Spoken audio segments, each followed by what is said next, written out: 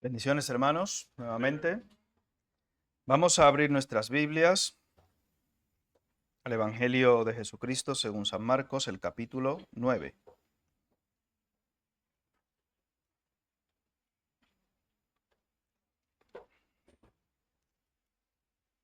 El Evangelio de Jesucristo según San Marcos, el capítulo 9. Gracias, hermano.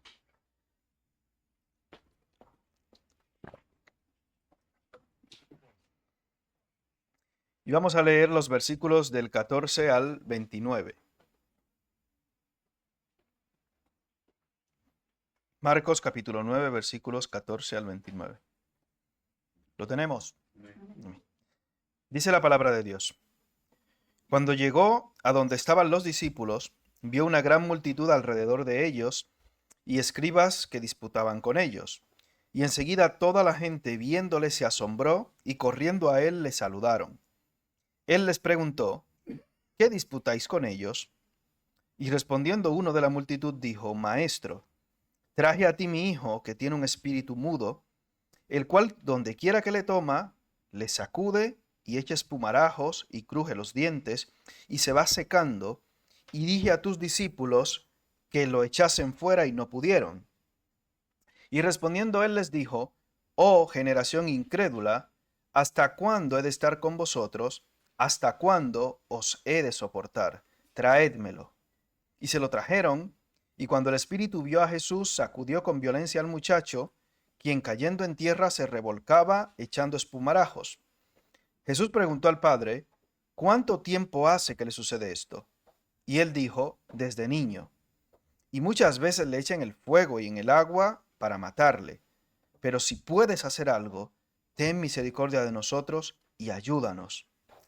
Jesús le dijo, si puedes creer, al que cree, todo le es posible. E inmediatamente el padre del muchacho clamó y dijo, creo, ayuda a mi incredulidad. Cuando Jesús vio que la multitud se agolpaba, reprendió al espíritu inmundo, diciéndole, espíritu mudo y sordo, yo te mando, sal de él, y no entres más en él. Entonces el espíritu, clamando y sacudiéndole con violencia, salió y él quedó como muerto, de modo que muchos decían, está muerto. Pero Jesús tomándole de la mano, le enderezó y se levantó.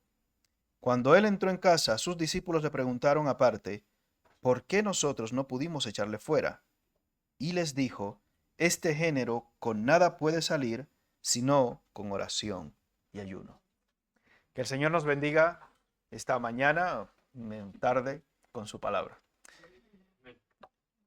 La semana anterior, el hermano Costel estuvo tratando con nosotros del capítulo 9, el tema de la transfiguración, esencialmente los versículos del 2 al 13, que no pudo desarrollar completamente, sino que como expresó, que algunos teólogos también dicen esta frase de que rasgar, por ejemplo, un poquito solamente la superficialidad del texto, me ha parecido correcto dejarle el texto que siga rasgando el hermano si quiere seguir en el texto de la transfiguración, por si quería compartir algún otro mensaje más o algunos otros mensajes más al respecto de este tema. Ya eso lo decidirá él más adelante, pero no quise interferir en el texto de forma directa, sino que terminara la idea y yo pasar en este caso a desarrollar estos versículos del 14 al 29. Intentaré hoy quizás no tratar todo lo que es el tema porque serían muchos versículos y se haría muy largo en principio, lo cual intento no hacer, no prometo nada, pero intento no hacer, para que ustedes se lleven una enseñanza más práctica y quizás no se me pierdan mucho en la extensión del mensaje. Bien, entonces ya estamos pendientes a criterio del hermano posteriormente si quiere seguir compartiendo con nosotros acerca de la transfiguración y de este suceso tan particular. Pero un día después sucede lo que hemos leído y detallamos o detallaremos o daremos algunas pinceladas a continuación. Cuando bajan de allí, de este lugar, del monte, en el versículo 14 dice que llegó Jesús. ¿Y quiénes andaban con Jesús? ¿Recuerdan? No, no. Andaban con Jesús, ¿quiénes? y Juan. No les ha quedado ahí, no les ha quedado claro del todo. Recuerden que muchas de las cosas íntimas que Jesús hacía, estaban estos tres discípulos que cuando en su día el hermano Darinel y yo estuvimos tratando el tema de 12 hombres comunes y corrientes, dijimos que pertenecían a ese círculo íntimo de Jesús. Algunos hablan de ese grupo en el cual habían tres grupos de cuatro, hablando de Pedro, Jacobo, Juan y Andrés quizás, o cuatro grupos de tres, etcétera, pero bueno, en algún autor diferente. Pero estos tres, Pedro, Jacobo y Juan, habitualmente estaban en esos momentos clave concretos de Jesús y formaban parte de este llamado círculo íntimo de Jesús. ¿Habéis notado que este pasaje aquí que se desarrolla abarca del versículo 14 al 29, unos 15 versículos? En otros textos de los evangelios sinópticos, como en Mateo y en Lucas, se relata también lo que es este milagro, pero no tiene esta misma extensión. Es mucho más corto, mucho más compacto y no da tantos detalles tan particulares y precisos como el caso de Marcos. Es algo curioso porque, como ustedes saben, el Evangelio de Marcos es el más corto de los evangelios en cuanto a extensión se refiere, no en cuanto a contenido, obviamente aclaramos, pero en cuanto a extensión es el más corto y habitualmente se caracteriza por ser muchas veces llamado un evangelio de impacto, digo, de acción, de que va todo muy rápido. Pero en este milagro en concreto, Marcos se extiende más de la cuenta. Gracias a Dios. Se extiende un poco más y nos da detalles muy específicos. ¿De quién recuerdan cuando tratamos al principio lo que era el pasaje o el libro que habíamos hablado, dado alguna introducción acerca del Evangelio de Marcos? ¿Quién escribió este Evangelio?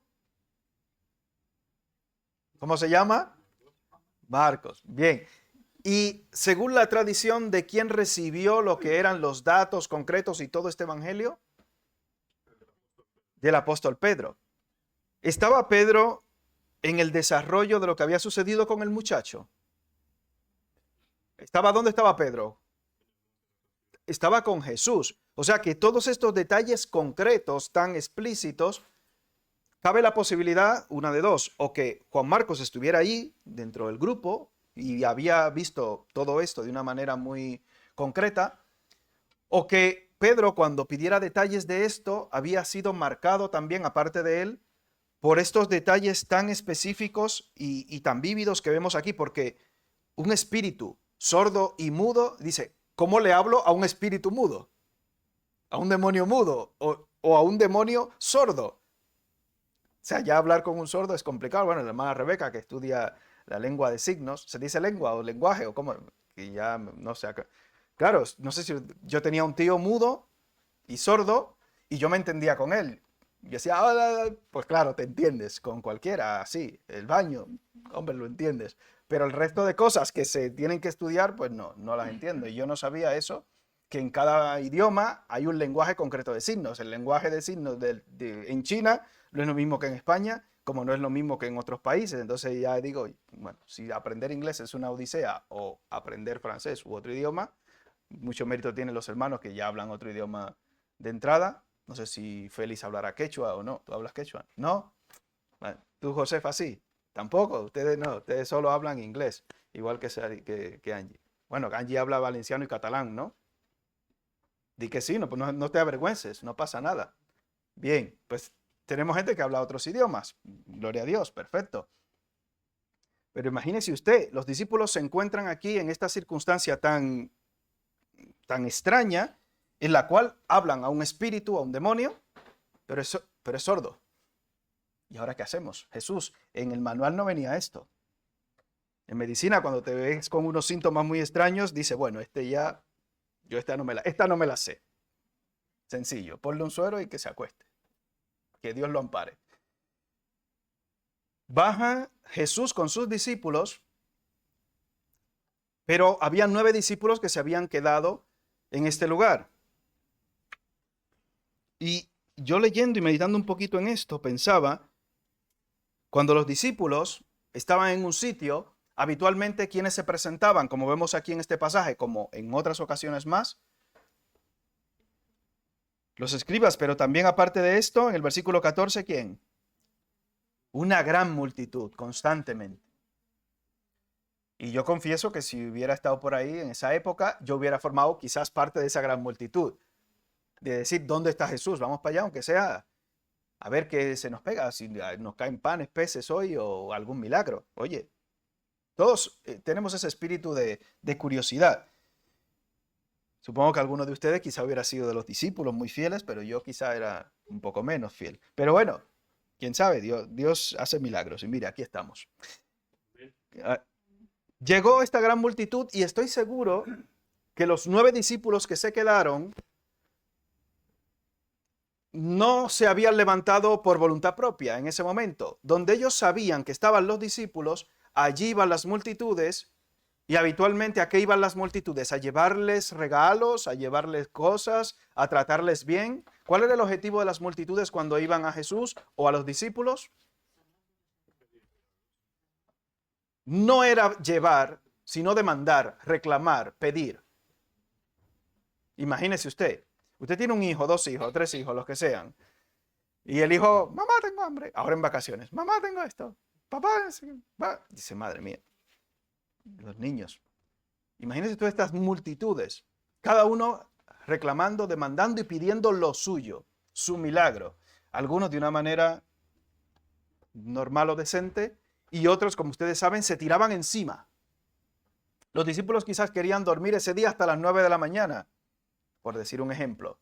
Pues no, las multitudes están ahí reclamando atención desde primera hora. Y los discípulos se preguntarían, ¿y dónde está Jesús?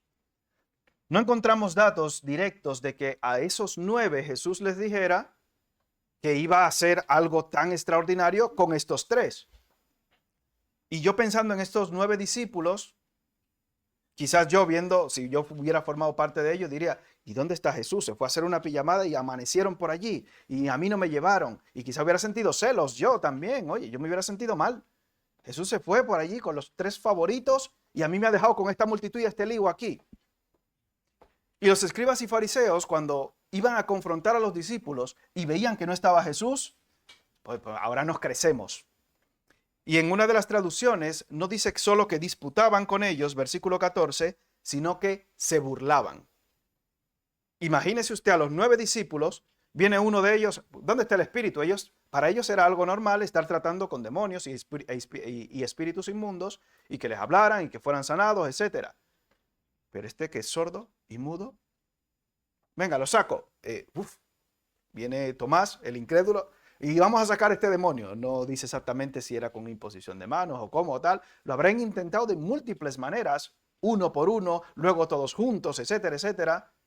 Y ninguno de los 9 pudo. Ninguno pudo hacer el milagro. Y obviamente, recuerdan el caso de los profetas de Baal y Elías. ¿Qué hacía Elías cuando estaban los profetas de Baal haciendo sus ritos y hasta sajándose, dice la escritura, y cortándose? ¿Qué hacía Elías? Se burlaba de ellos. Mire, clamen a su Dios. Y yo me imaginé en ese momento a los escribas de esta misma manera, sentados burlándose de los discípulos. Ahora impóngale las manos, a ver, mira, ya ves que son mentirosos, que son esto, que son... Imagínese usted que burlarían. ¿Y las multitudes de qué lado ustedes creen que estarían en ese momento? ¿Del lado de los discípulos o del lado de los escribas? Seguro que de los escribas. Seguro, sin ninguna duda. Y decíamos el refrán aquel, ¿no? Que la gente siempre se une a esas mayorías, entre comillas, pero habitualmente para mal lo hace. Y era, por así decirlo, un papelón para los discípulos encontrarse ahora en esta situación, desprovistos de su maestro Cristo y desprovistos de poder, porque lo que yo intento hacer no funciona. Y bueno, y ante la duda, pues le digo a Pedro, pero es que tampoco está Pedro, ni Jacobo, ni Juan. Y hay un versículo que debemos recordar siempre que le decía Jesús a los discípulos, o que le dijo en una ocasión, que a mí no siempre me tendréis físicamente hablando. Y los discípulos debían aprender a sobrevivir sin la presencia física de Jesús. Y lo pasaron mal. Lo pasaron mal, obviamente, hasta el momento en el cual llega Jesús. Versículo 15, y enseguida Toda la gente, viéndole, se asombró y corrieron a él y le saludaron. Al menos esto es bueno. ¿Qué dice Juan el Bautista acerca de sí mismo? Es necesario que él crezca, pero que yo... Nuestro objetivo debe ser llevar a la gente a Jesús.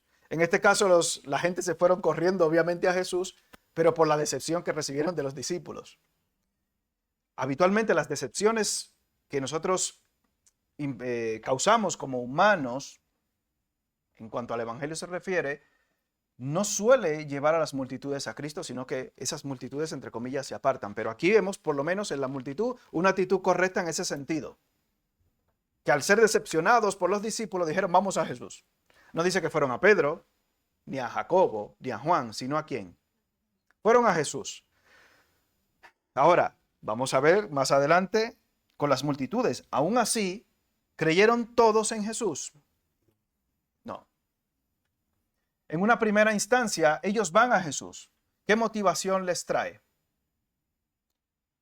Algunos la curiosidad, a otros reclamar obviamente su milagro, porque es que yo ya estuve tratando con los discípulos y si no pueden resolverlo de este demonio, mucho menos van a poder con mi problema. Los discípulos no me interesan para nada. Esta no era quizás una huida a Jesús por amor, sino por menosprecio. Menospreciando a los discípulos, dicen, vamos al jefe. Recuerdo una historia que me contaba uno que era devoto, bueno, que era católico en ese, y que ustedes saben que allí tienen imágenes, etcétera, y tenían una imagen de un Cristo muy grande. Y él le pedía, iba ahí a este hombre a pedirle esa imagen de ese Cristo, como tristemente hacen. Y él le decía, ay, esta imagen tal cual.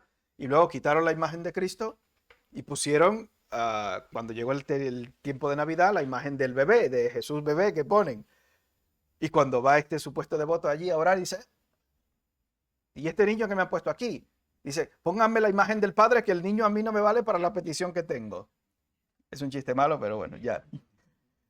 Él, pensando en su cabeza, él decía, bueno, el papá me escuchaba, pensando de esta manera, tristemente, en su ignorancia. Y le pusieron la imagen de Navidad que suelen poner de bebé y tal, y decía, búscame a tu padre para yo hacerle la petición. Y cuando ellos ven a Jesús, dicen, discípulos fuera, vamos al importante, que es Cristo, que este sí me va a resolver mis asuntos y mis problemas. Y es lo que habitualmente hace la multitud, y a veces tenemos nosotros también ese espíritu de multitud en nuestros corazones. Y por eso en el versículo 19 vemos que Jesús reprende a esa generación y le llama generación incrédula. Y en otro de los pasajes paralelos no solamente les llama generación incrédula, sino también, ¿qué más? Adúltera y perversa. Generación incrédula y perversa. ¿Y hasta cuándo he de estar con vosotros? ¿Hasta cuándo os he de soportar? Ya seguiremos cuando lleguemos a este pasaje tratando ese tema. Pero esta frase que Jesús expresa aquí se refiere a la multitud. ¿Se refiere a los escribas? ¿O se refiere también a los discípulos? Se refiere a los tres. Se refiere a los tres. Y también se refiere a usted y a mí. Usted y yo también somos incrédulos, perversos y todo lo demás. Seguimos desarrollando. Toda la gente, viendo a Jesús, se asombró y corre hacia él. Recibían burlas. Supongo o me imagino la cara de los escribas cuando ven venir a Jesús, que es quizás una frase que utilizan los que ven las cosas de superhéroes. Su archienemigo era Jesús, su gran enemigo, su gran rival para sus propósitos, para su gloria humana, etc. Pero los 9 discípulos habrán visto a Jesús como el superhéroe que necesitaban. Ahora que hay una película de superhéroes nueva ahí que anda en los cines.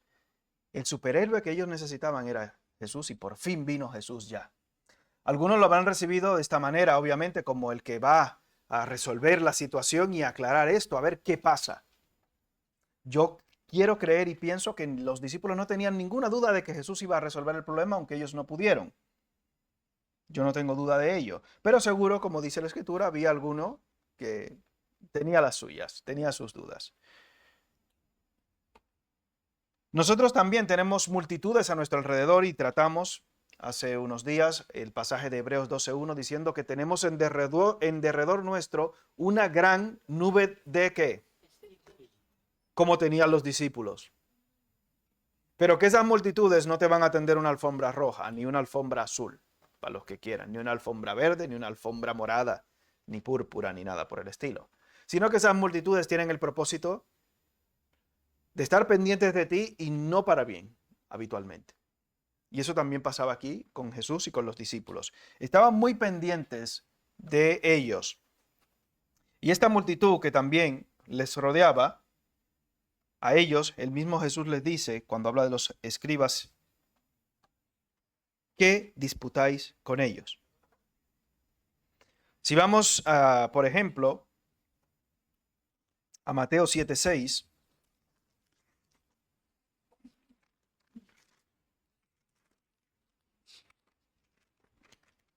Mateo capítulo 7, versículo 6,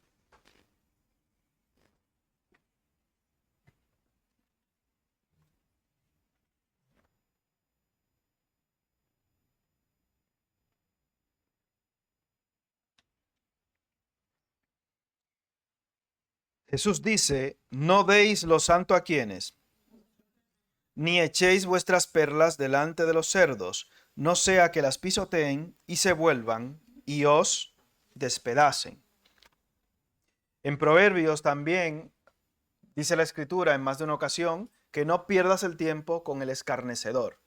Eso no quiere decir que no le prediques el Evangelio, pero que se lo dejes claro y que no sigas dando vueltas, enrollándote, mareando con una persona o en una situación en la cual no vas a sacar un provecho espiritualmente real. Y Jesús les pregunta con los escribas, ¿qué disputáis con ellos? ¿Qué disputáis con ellos? Estaban perdiendo su tiempo tratando este tema con los escribas, perdiendo simplemente su tiempo. Y muchos de nosotros, cuando comenzamos en los caminos del Señor, perdíamos el tiempo en muchísimas cosas que ahora reconocemos como vanas. Y parte de mi deporte, por así decirlo, en esos inicios, era disputar con personas de otras doctrinas, sectas o religiones. Supongo que a algunos de vosotros también le habrá pasado esto. Hasta el punto en el cual dejé de hacerlo, o en el momento en el que dejé de hacerlo fue cuando una persona no creyente me dijo, mira, esos son los que se llaman cristianos, mira cómo se matan entre ellos. Por eso no voy a ninguna de las dos. Cuando eso yo estaba ya en el último año del bachillerato y ahí yo entendí, con esa ofensa del impío, con la bofetada del impío, que debía dejar de hacer esto. No estar disputando, ni echando perlas delante de los... Bueno, ya se le llama cerdo. Bueno, la Biblia... No debía estar disputando con estas personas que tienen creencias muy extrañas. Algunas de las cuales ya vosotros seguro conocéis y que en alguna ocasión las hemos mencionado. Pero yo tenía ese debate constante con testigos de Jehová, mormones, adventistas, no sé qué. Entonces llega un momento en el cual dice, mira, no aprovecha. Y dejamos de hacer esto. Los discípulos obviamente se vieron envueltos en esta situación y no tuvieron aparentemente otra salida, digo yo entre comillas, otra salida que intentar responder. El detalle no es qué respondas, sino el cómo lo hagas. Los discípulos no tuvieron la capacidad de responder de una manera adecuada y cayeron en la llamada disputa. Y Jesús le dice, ¿qué disputáis con ellos? ¿Por qué estáis perdiendo el tiempo disputando y discutiendo? Gracias, hermano. Discutiendo, cuando probablemente en vez de estar discutiendo podían quizás estar atendiendo a las necesidades de la multitud. Eso hubiera sido algo también que sería valorado de una manera positiva. Cuando siguen con la disputa o ya que Jesús llega, quizás alguno de los escribas seguía diciendo, injuriando a Jesús y a los discípulos, pero automáticamente Jesús ni siquiera pierde el tiempo hablando o dirigiéndose a ellos, sino que directamente en el versículo 17, uno de la multitud se acerca a Jesús y le dice, Maestro, traje a ti mi hijo, que tiene un espíritu mudo, el cual donde quiera que le toma, le sacude y echa espumarajos y cruje los dientes y se va secando. Y dije a sus discípulos y dije a tus discípulos que lo echasen fuera, y no pudieron. Algunos autores dicen que en estos dos versículos el Padre, de forma directa, lo que hace es relatar los síntomas de la llamada epilepsia o mal mayor. Y seguro que alguno de ustedes habrá visto a algún niño pequeñito, bebé, convulsionar por fiebre, tener una convulsión febril. Yo he visto a varios, he visto también a gente mayor tener convulsiones por una bajada de azúcar también. Por eso le he dicho a la gente que tiene diabetes y demás, que bueno, le decimos que debería andar siempre con caramelos, porque si nota que le baja el azúcar y que está un poquito mareado, nosotros se supone que los que no estamos diagnosticados con diabetes no tenemos esa necesidad. En sitios públicos donde hay personas diabéticas, se suele recomendar que haya inyecciones de una hormona que se llama glucagón, aunque suene feo, es una hormona que se llama así, pero que se le inyecta en el músculo, en el muslo y tal, a una persona que le da un bajón así de azúcar y que le ayuda en las residencias de ancianos y en otros sitios, etcétera. Suele haber siempre ese tipo de inyecciones. Pero aquí la escritura, yo no podría decir, quizás, sí, era epiléptico. La epilepsia tiene múltiples causas, ya sea la fiebre, ya sea algún tumor cerebral, ya sea algunas medicaciones, dice que llevan a la propensión, depósitos de minerales de manera inapropiada en el cuerpo, etcétera. Hay muchas posibles causas para lo que es una convulsión, pero yo quizás me quedaría con lo que la Biblia claramente expresa, y era que tenía un espíritu maligno este jovenzuelo. No sabemos exactamente la edad que tenía, pero dice que esto le pasaba desde niño.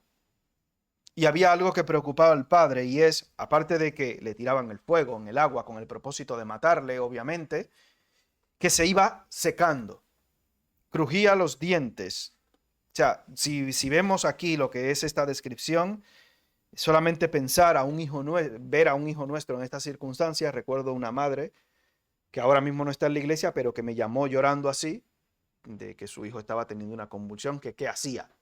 Y yo lo único que digo, bueno, al suelo y despéjale todo para que no se golpee con nada. Cuando hay una convulsión, un ataque de este tipo, lo que tienes que intentar es que no se golpee con ningún asunto hasta que se le pase un poco y ya.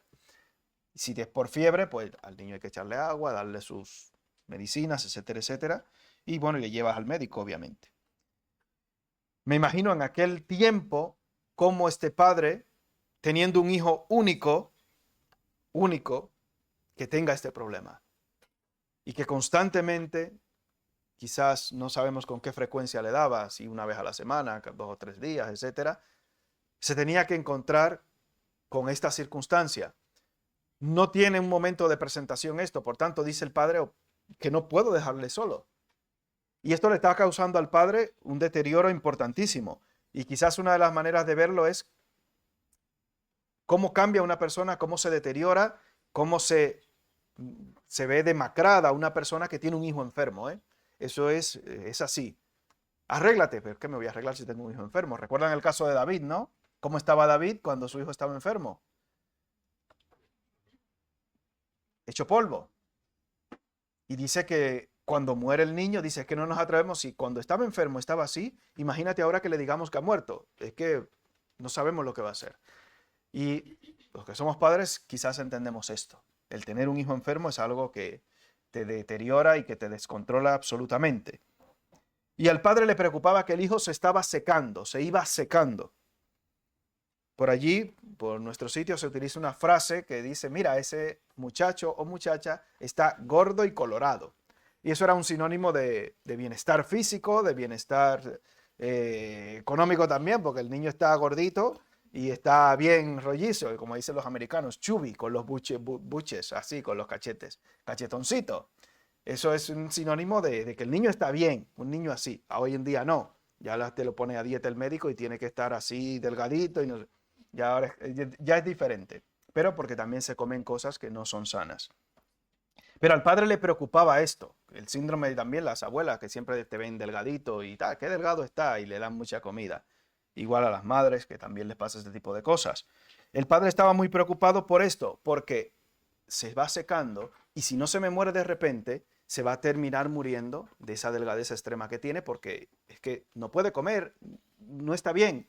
Con cualquier infección que coja, como en aquel tiempo, se me va a morir. Y es lo único que tengo. Hablábamos en esta mañana del caso de Sara. ¿Cuántos hijos tenía Sara? Isaac solamente. Y vemos otros ejemplos en el Nuevo Testamento, la viuda de Naín, la hija de Jairo, etc. Y para un padre que tiene un hijo único, imagínese usted, es más que un tesoro. Un hijo único es más que un tesoro. ¿Qué no daría un padre por un hijo? Lo que haga falta. Y si es hijo único, más todavía. Como llamaba por ahí una comediante a su hijo, mi tesoro, mi tesoro. O sea, le suena, ¿no? Bien. Eso es lo del Chavo, que ya ahora lo remasterizan, etcétera. Mi tesoro, mi tesoro. ¿Cuántos tesoros? Gracias a Dios que tiene más de un tesoro, eso es una bendición. Pero este padre estaba en una situación absolutamente desesperada. ¿Y qué recibe de Jesús? Una reprimenda muy fuerte. Oh, generación incrédula, ¿hasta cuándo he de estar con vosotros? ¿Hasta cuándo os he de soportar? El padre dice, pero yo me he pegado un viaje a saber desde dónde vendría el padre, cuánto tiempo venía buscando, intentando contactar con Jesús, porque no había forma en aquel tiempo de móviles ni de ninguna otra cosa. Imagínate tú cuántos ataques, no voy a llamar directamente convulsiones, cuántos ataques de este tipo había sufrido el hijo en el trayecto de salir de su casa a buscar a Jesús. El demonio dice, tengo que aprovecharme ahora y terminar de matarlo, porque si llega donde Jesús, vamos, me saca de aquí. Imagínate tú cuántos ataques habría sufrido, cuántas malas noches, cuánta tortura, cuánto sufrimiento, cuántas veces había intentado contactar o encontrar a Jesús y, ya se fue. Y cuando llega allí, ¿dónde está Jesús? ¿Está en el monte o no sabemos dónde está? Dice, otro viaje más. Y encima Jesús me dice que soy un incrédulo y hasta perverso. Y que hasta cuándo ha de estar conmigo y soportar. Las multitudes, quizás sí, quizás, imagínate tú, el padre dice que no hay manera. Se me pone todo en contra, absolutamente. Las multitudes, pues sí, algunos de ellos dentro de la multitud no dirían nada porque dirían, sí, realmente soy un incrédulo y un perverso y lo que quiero es estar aquí por el morbo de los milagros o buscando algún beneficio personal mío o viendo si se me pegan algunos panes o algunos peces, como ya lo ha hecho Jesús anteriormente. Y ellos hubieran dicho, sí, pues probablemente sí. Los escribas y fariseos obviamente no tenían ninguna sorpresa porque eran incrédulos, perversos, hipócritas. Y los 9 discípulos que dicen, Señor, pero encima te vas, nos dejas aquí con este lío. Y encima nos dices que hasta cuándo ha de estar con nosotros y soportar. Y que somos una generación incrédula y perversa. Quizás muchos de ellos se sentirían ofendidos o todos ellos a la vez podrían sentirse ofendidos. Pero aquí hay una pregunta importante. ¿Está Jesús mintiendo? Si Jesús te llama a ti o a mí incrédulo y perverso, ¿está mintiendo? La verdad es dolorosa, pero es la verdad. Y realmente tú y yo, el Padre no vemos aquí que se acerca con una actitud quizás de exigencia a Jesús, pero muchas veces nosotros sí lo hacemos, o quizás los discípulos, en algún momento concreto, Señor, ¿no te da cuidado que perecemos? ¿Cuántas veces nos hemos acercado tú y yo a Jesús de una manera inapropiada? No vemos esto, realmente en el Padre no vemos esto. En los escribas y fariseos sí, y en las multitudes probablemente también. Y en los discípulos también. No queda reflejado aquí que el Padre se haya acercado de esa manera, pero quizás en un padre desesperado, angustiado, cansado, con un hijo enfermo, es probable que el tono no hubiera sido el correcto. Y quizás nosotros como humanos lo hubiéramos entendido, aunque no nos queda directamente constancia de esto. Pero tú y yo, hermanos, muchas veces también actuamos de esta manera y no tenemos derecho de reclamar ninguna cosa al respecto de esto con Cristo. Cuando los 9 discípulos se quedan, yo me he preguntado también, los 3 se fueron con Jesús y esa noche, ¿qué se habrán quedado haciendo los discípulos? Porque pasó una noche. ¿Recuerdan cuando Jesús estaba orando que le dijo, quedaos aquí entre tanto que voy y oro. Cuando volvió, ¿cómo encontró a los discípulos? Y les reclama, no habéis podido velar conmigo ni siquiera una hora. Y esto es al final del ministerio de Cristo. Al final del todo. Y cuando vemos este milagro, estamos más o menos a mediados de lo que es el ministerio de Jesús, por hacer un cálculo. Si ellos al final del ministerio de Jesús no podían pasar ni siquiera una hora velando y orando, al principio del ministerio, ¿cuánto tiempo? Probablemente 0 o nada.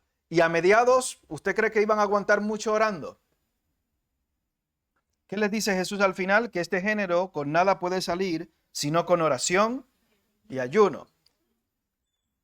Algunos autores hablan acerca de el ayuno como que en algunos textos no aparece realmente. Y hay una pregunta que dice, ¿hay algún género o hay alguna situación que no se resuelva de esta manera? O sea, con oración. Nada en nuestra vida podemos resolverlo sin oración. Con ayuno o sin ayuno, bueno, la tripa la podemos rebajar, pero hablando del ayuno espiritual, hablando eso de dieta, no vaya a usted a irse por el otro lado. Hay cosas que se resuelven, no, voy a hacer un ayuno de 40 días. Pero ¿con qué objetivo?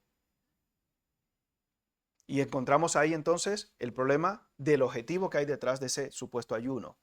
Andaba por ahí un famoso locutor de las radios, bueno, pastor, predicador de las radios, que hacía un ayuno de 40 o 41 días para batir el récord de Jesús, 41 días. Y luego vendía ese ayuno, supuestamente. Eran 41 días, ¿no? 42, para no dejar el récord corto. Ah, para superar a los... ¡Buah! Madre.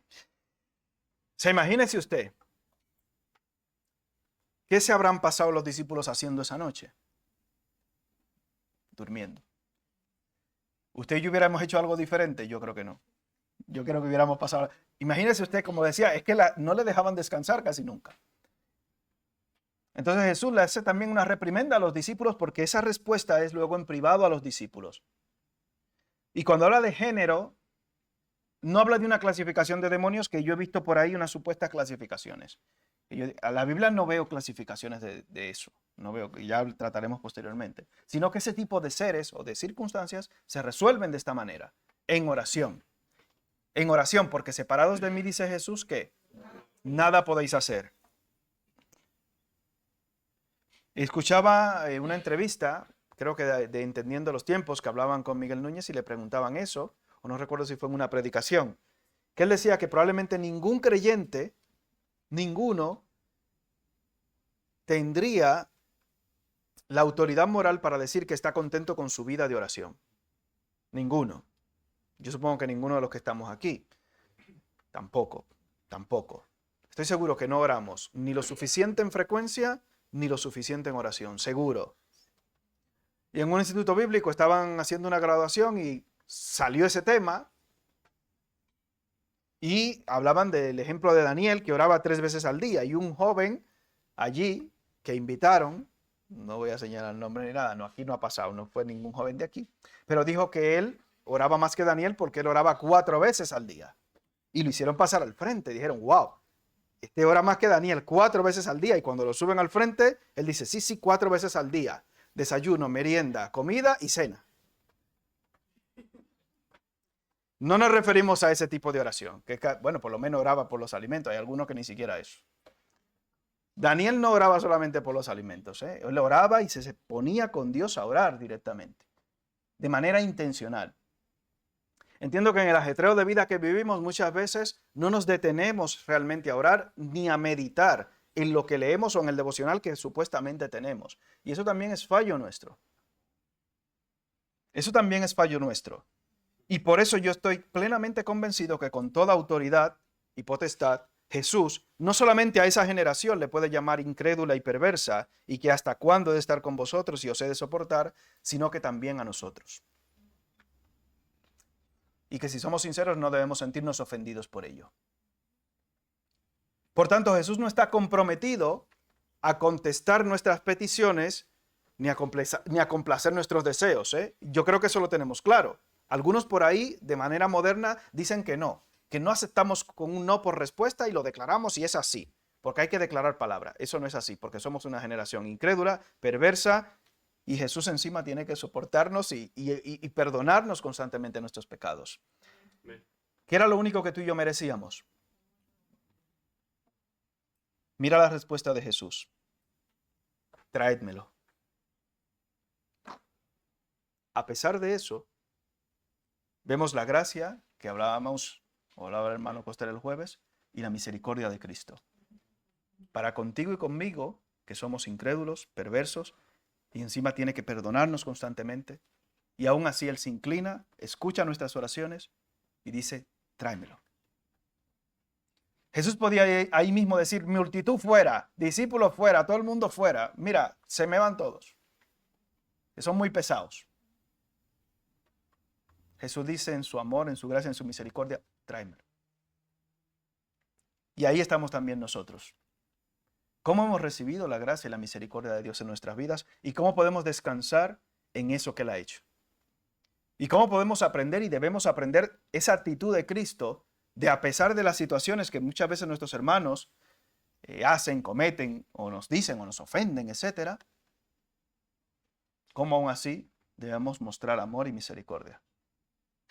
¿Cómo se manifiesta la gracia de Cristo? ¿Y cómo se ha manifestado la gracia de Cristo para cada uno de nosotros, a pesar de lo que somos? Y quiero que nos quedemos hoy con esto, para no seguir extendiéndome en el desarrollo del mensaje. A pesar de esa circunstancia, a pesar de ser incrédulos, perversos, etcétera, aún así Jesús nos ama. Aún así nos recibe. Aún así nos escucha y nos perdona. Mas Dios muestra su amor para con nosotros en que siendo aún ¿qué? Pecadores, Cristo murió por nosotros. No hay mérito en nosotros, no hay mérito que tú puedas presentar delante de Dios. Pero nosotros los que hemos recibido por gracia la salvación de nuestro Dios, nos regocijamos hoy en ese privilegio que tenemos. Y los que no han tenido esa bendición de recibir la gracia de Cristo para salvación, hoy es el día aceptable y el tiempo de salvación. Jesús dice, ven, el que a mí viene, ¿qué? No le echo fuera. Y los que no pueden venir, le dice, tráemelo. Y por eso estás hoy aquí. Alguien te ha traído, y si no te ha traído a alguien físico, el Espíritu Santo te ha traído hoy, con el propósito de que puedas ser convencido de pecado, de justicia y de juicio. Padre, te damos gracias por tu misericordia, por amarnos de tal manera y por tenernos hoy aquí, libremente congregados en tu nombre. Te damos gracias, porque a pesar de ser incrédulos y perversos, Señor, tú nos amas y nos perdonas. Nos has rescatado de nuestra vana manera de vivir. No merecemos nada, Señor, pero te damos gracias porque tú nos has llamado con amor eterno y nos has amado y nos has llamado para que podamos hoy disfrutar de las bendiciones espirituales, también materiales y celestiales que tú tienes dispuesto para con aquellos que te aman. Gracias, Padre eterno, porque podemos descansar en ti, nosotros los creyentes, que tengamos actitudes correctas y apropiadas al presentar nuestras peticiones delante de ti, Señor, confiando en tu santa, justa, plena y divina voluntad, Señor. Y aquellos que todavía no te conocen, Padre, pedimos que tu Santo Espíritu toque sus corazones porque, por tu misericordia, están hoy aquí, con el propósito de escuchar tu palabra y que también puedan venir a tus pies.